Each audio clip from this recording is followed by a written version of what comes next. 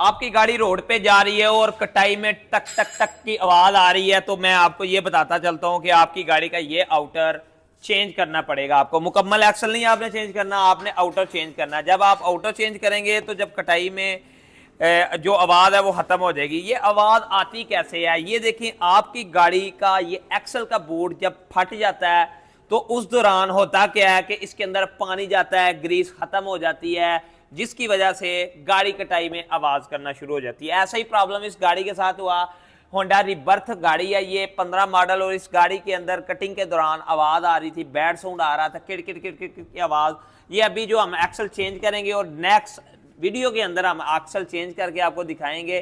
Al Sharif auto care, EFI election and car AC Gujranwala road, Jinnah Chowk, Hafizabad. आज की video में ये बताने का मकसद था कि आपकी गाड़ी के अंदर अगर कटाई में आवाज आ रही है तो आपकी गाड़ी की ये एक्सल किट खराब है। अल शरीफ ऑटो केयर। अल्लाह हाफिज़।